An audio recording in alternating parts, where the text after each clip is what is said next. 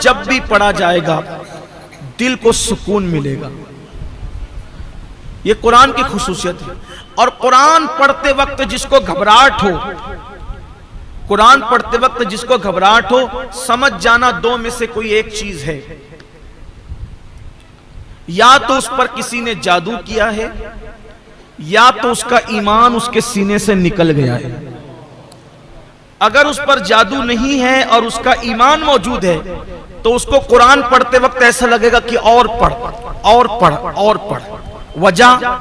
वजह ये है, बहुत खूबसूरत वजह है, उसको दिल के कान से सुन ले।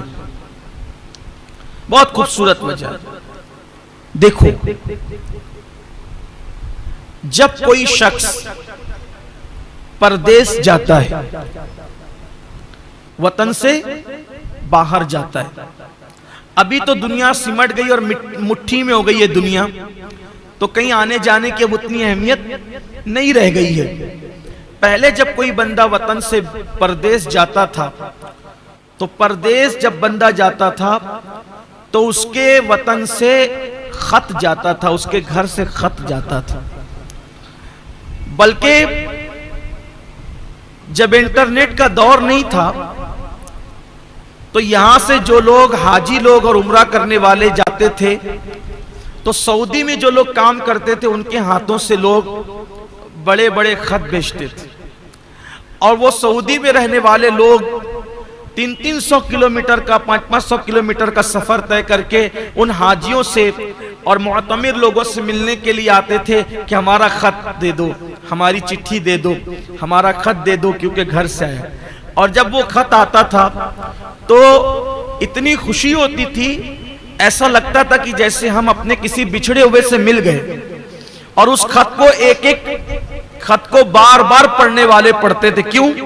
इसलिए कि ऐसा लगता था कि वतन से चिट्ठी आई, अपने प्यारों का पैगाम आया है, ऐसा लगता था। और उनका पैगाम पढ़ करके सारे दुख दूर हो जाते थे, सारी जुदाइयों के गम दूर हो जाते थे।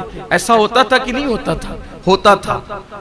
ठीक इसी तरह बिला तमसील, मिलाने के लिए नहीं, सिर्फ समझाने के लिए, हम भी परदेश में, यहां हम भी परदेश में हैं। हमारा वजूद दो चीजों का मुरक्कब है, हमारा वजूद दो चीजों का मुरक्कब है। एक हमारा जिस्म है और एक हमारी रूह है। तो जिस्म तो बना है यहां से और रूह आई है वहां से, परदेश से रूह आई है। तो अब चूंकि जिस्म यहां का है लेकिन रूह है परदेसी, तो अब ये रूह जिस्म के पिंजरे में बेचैन होती है, बेकरार होती है। किसके लिए? देश के लिए, वतन के लिए, यार के लिए। जहां से आई है उसके लिए फड़फड़ाती है, बेचैन होती है, बेकरार होती है। तो अब ऐसे में आदमी बेचैन और बेकरार होता है। रूह बेचैन होती है तो इंसान बेकरार होता है। आंखों की कोई हैसियत नहीं, हाथों की कोई हैसियत नहीं, पैरों की कोई हैसियत नहीं, जिस्म की कोई हैसियत नहीं। ये पिंजरा है, पिंजरा। और इसमें असल वो परिंदा है जिसे रूह कहते हैं। जब तक वह इंसान जिंदा है, जब तक वह इंसान काम कर सकता है, जब तक वो इंसान देख सकता है, जब तक इंसान बोल सकता है, जब वो रूह निकल जाए तो फिर कुछ नहीं बचता। तो असल रूह है, रूह की ताकत असल है। जिस्म कुछ भी नहीं है, ये मिट्टी है, ये पिंजरा है, पिंजरा कुछ नहीं कर सकता। बल्कि पिंजरे की जीनत और खूबसूरत और आबादी उस वक्त तक है जब तक कि चिड़िया पिंजरे के अंदर बोल रही है। जिस दिन की चिड़िया पिंजरे से बाहर निकल जाएगी, पिंजरा सुना सुना हो जाएगा। हम सफीरो बाग में हैं, कोई दम का चहचहा, बुलबुलें उड़ जाएगी, सूना चमन रह जाएगा। चमन की बागो बहार उन परिंदों से जो चहचहा रहे हैं। तो ये परदेश से आई भी रूह है, ये बेचैन होती है तो पूरा वजूद बेचैन हो जाता है।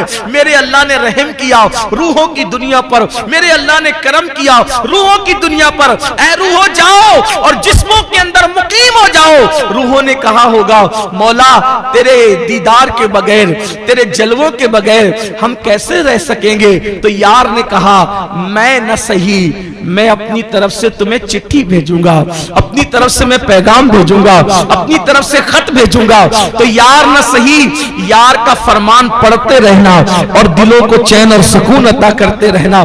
तो जब तिलावत कुरान की जाती है तो रूहों को सुकून मिलता है।